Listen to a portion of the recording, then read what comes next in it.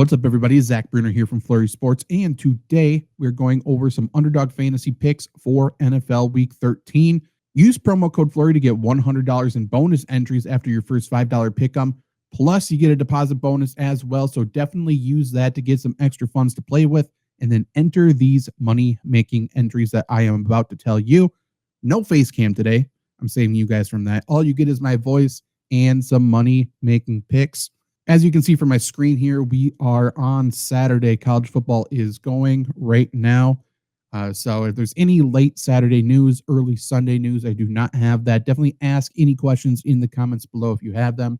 But we are going over a 4-pick Underdog Fantasy entry that I think is really good. Plus, if you sign up, there's all kinds of promos going for Thanksgiving still.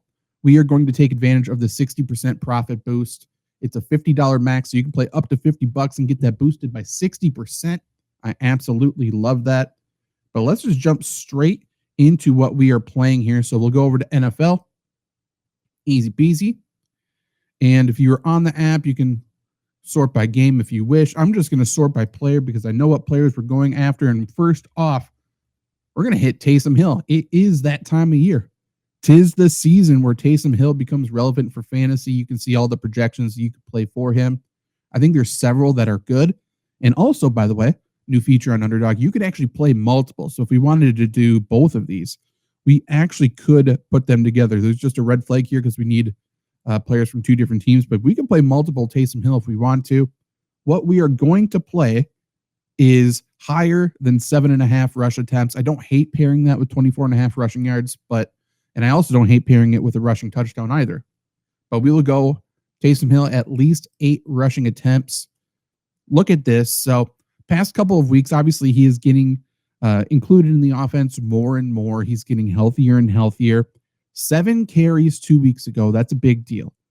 Last week, Alvin Kamara goes down hurt. Devin Neal's the lead back. Who is going to take over in red zone situations? 'Tis Taysom Hill. 10 carries, 17 yards. I don't think he's going to be necessarily efficient. That's why I like the rush attempts more than I like the yards. As you can see here, 1.7 yards per carry. Plus, if most of his work comes in short yardage, comes in the red zone, I mean, there's less of a chance there's a big gain anyway, right? There's only so many yards to work with there. So I like him to go over that 7.5 mark again. And he plays a team that you certainly can do so. I mean, we've seen people run all over Miami all year long. So regardless if he is the majority ball carrier or not, I think the Saints move the ball quite a bit. I think they're able to move the ball against the Dolphins. And if you can move the ball against the Dolphins, you're in the red zone more often. And I think Taysom Hill is that wildcat quarterback more often than not in the red zone this week. It just makes sense. I mean, put him and put Devin Neal in the backfield together, then you don't really know what's going to happen. Is he going to throw it to one of the tight ends? Is he going to throw it to the running back? Or is he going to take it himself? We know Taysom Hill. He's probably going to take it himself more often than not. But he's a great red zone option at quarterback just because the defense has to be ready for everything. They have to cover every inch of the field, be ready for run or pass. And when he does run it, they're pretty efficient in doing so just because you got that extra blocker, right? So we don't need to spend a ton of time on these, but that is my first one there. I like it quite a bit. Now, let's go with another veteran, Khalil Mack. Khalil Mack is facing off against the Raiders yet again. And you know what that means? We go higher than a half of sack for Khalil Mack.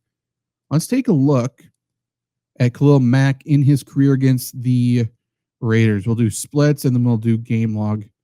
You can take a look at both. So his split. How many games has he played against the Raiders in his career? He has played. Is it under Oakland? Why am I missing this? I feel stupid right now. Oh, right here. Las Vegas, Oakland, LA Raiders. So he has played 9 games against the Raiders in his career. He has a whopping 12.5 sacks. Not too shabby. Let's take a look at what it has been recently, though. Great. I'm guessing it's going to be LVR, hopefully. Yes, cool. Earlier this year, Khalil Mack, 1 sack against him last year. Didn't get a sack there, got 1.5 here. You got no sacks here, got 6 sacks there. We remember that game. That game was one of the more dominating games I have ever seen from a football player, to be completely honest. I mean, 6 sacks, 10 total tackles, 5 tackles for loss, 4 quarterback hits, pass defense, 2 forced fumbles. It was ridiculous. Absolutely ridiculous. Before that, no sacks, and then 3 sacks. Before that, 1 sack. So he more often than not gets sacks, more often than not gets multiple sacks. He is also at home in this game. I imagine he is better at home than away typically, just because edge rushers have the advantage at home because of the crowd noise, right? At home here, 1 sack, home here, 1 sack, home here, 1 sack. And then the Chiefs is the Chiefs. You know what I mean? They're going to get the ball out quick and make sure Khalil Mack doesn't beat them. So Khalil Mack sacks in more games than not, sacks in each of his 3 last home games, and a ton of sacks against the Raiders, averaging more than 1 per game against them for his career. Could not love the half a sack line more. Could we tease it up if we wanted to? If we wanted to go at least 2 sacks, that's interesting. We get 3 times our money there, but we'll go with just over a half a sack. That way, if he just gets that half a sack for whatever reason, if he has to split it, then it is just a void. So we have a little bit of a push, a little bit of extra safety there for us. Next up, let's go to Buffalo. And what we will do is take a look at Jaylen Warren. And I know what you're thinking. Oh, I was thinking the same thing. Let's play all running backs against the Buffalo Bills. And that's true, right? Buffalo Bills cannot stop a nosebleed in terms of the run this year. Look at that. Over 1,300 rushing yards allowed for less than 250 rushing attempts, 14 rushing touchdowns on the ground. They've been pretty good at limiting receiving, but they've been unbelievably terrible against the run. Okay, well, you know what we're going to do? We're going to play Jaylen Warren's receiving, not his rushing. Yes, seems a little counterintuitive, right? But we will go him at least 2 receptions in this game. The Bills' biggest weakness is the run defense. Do you think they don't know that? They know it, right? The Steelers' biggest strength is running the football. They want to run the football. If they can run the football, they win the game.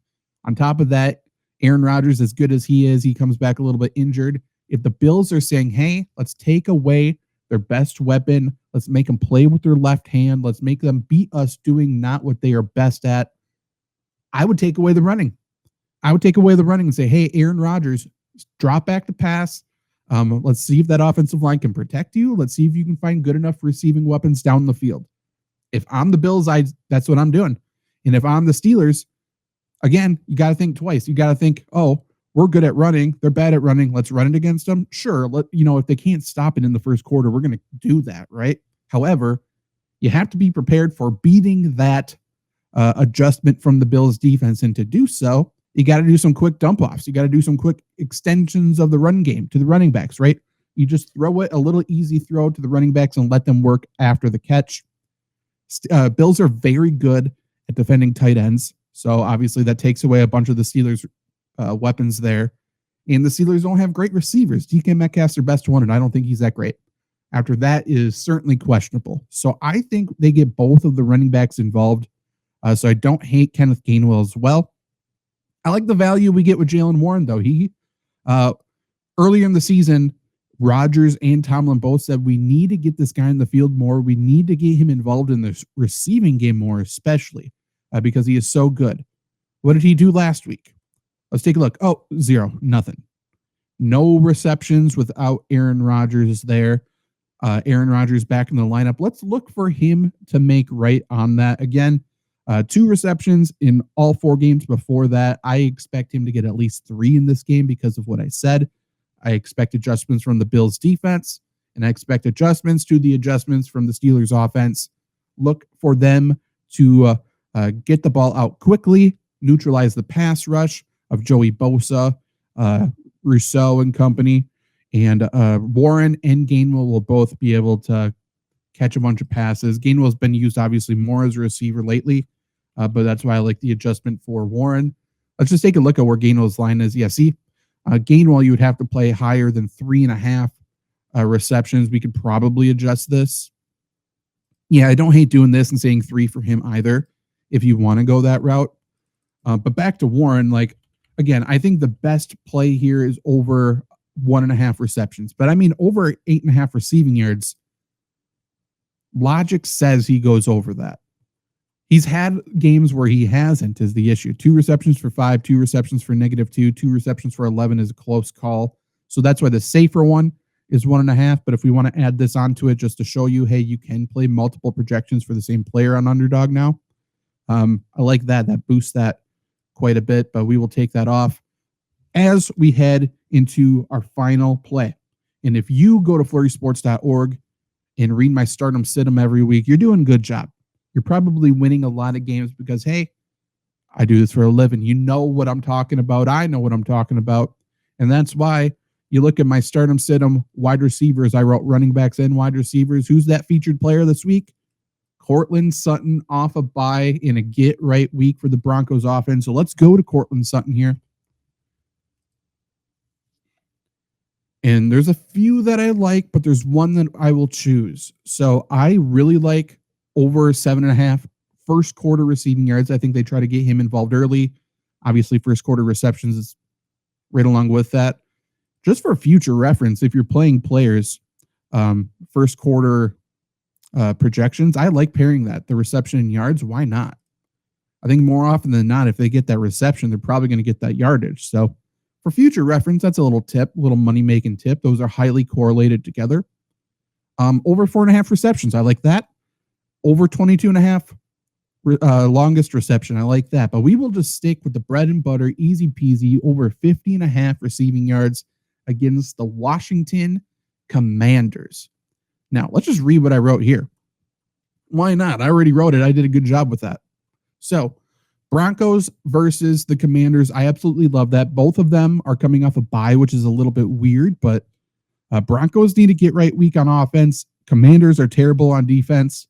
What a great time to be alive. It feels very good. So, I wrote Sutton and Troy Franklin in this spot. And actually, if you go over to start 'em, sit 'em running backs, you'll see RJ Harvey is there as well. But we are talking about the receivers right now. Troy Franklin's been great this season. He's actually the leader for the Broncos in targets. Not a lot of people know that. He has 78 on the season, and over the past 3 games, he has 9.3 looks per game. If you get my opportunity index, link in the description below, you can see the last 4 games, how they've done and how in for the season, looking at looks, looking at usage, looking at opportunity to score fantasy points. So looks for me, how I define that is targets plus carries. So opportunities for touches, essentially. Franklin's at 9.3 per game. And with that, I mean, it's been Courtland Sutton taking a back seat, which kind of stinks. I think the Broncos are really struggling on offense, and the way to unlock that is to unlock the deep ball with Courtland Sutton. And what better opportunity than against the Washington Commanders? So 9.3, like I said, for Franklin over the past 4 games or 3 games, 4 weeks. Sutton during that time is just 5.3. So Commanders are allowing have allowed 38 completions of 20 plus yards this season. That is terrible. They're not good at defending the deep ball, and that's the area where Courtland Sutton will attack. He has 17 catches of 20 plus last year, and he's already got 12 and 11 games this year. So he's actually still doing that. It's just everything else he's not doing very well. But I think that's going to unlock in this game. I think the Commanders are absolutely terrible. Did I include it in this one? Yes, the Commanders allow the most yards per play in the league at 6.3. So look for the Broncos to move the ball pretty easily. I think they'll be able to run the ball. If they can run the ball, they'll suck up the defense where Courtland Sutton will hit them over the top. So over 50.5 receiving yards.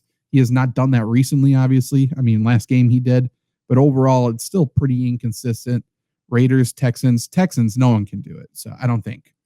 No outside receiver can beat the Texans. That's not a red flag. But even here, look, Giants 87, Cowboys 67, Chiefs 59. Over 50.5, easy peasy. Let's get that done. So a recap, Taysom Hill higher than 7.5 rushing yards. Khalil Mack higher than 0.5 sack against the Raiders. Jaylen Warren higher than 1.5 receptions against the Bills. Courtland Sutton higher than 50.5 receiving yards. If you just play this, no promo. Again, I love the promo. We're going to use the promo, but no promo. $10 on that. You can win $87 essentially, or you can flex it if you don't know what flex is. So we're playing a 4-pick entry here. If we get 3 correct, we still get $16.5 dollars right here, and that's just assuming the one we lose doesn't have a multiplier. Actually, if Taysom Hill was the one to lose here, we would actually get higher than 16.5 because that 0.79% multiplier is gone. But we don't need to get into that. Little complicated. Regardless, what you need to know is if you only get 3 correct, if one of them loses, you still get a payout. So we're playing for a max of $52. One loses, it's going to be about $16.5.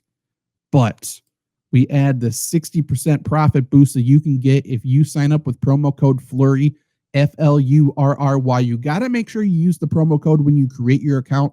Just clicking the link doesn't work.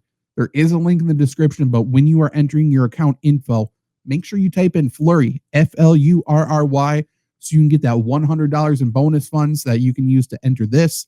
You can get this beautiful 60% profit boost, which brings us to $10 entry for 77.3, 77.30 on a flex entry. If one loses, you still get $20. If we go standard, $10 to win 133, and this is a max of $50 for this promo. If we want to max this baby out, I think all these hit. Do you? If so, put 50 on it to win $665. Happy Thanksgiving to you. Use that money for Cyber Monday. Pick yourself up something nice, and I will see you guys later. Goodbye.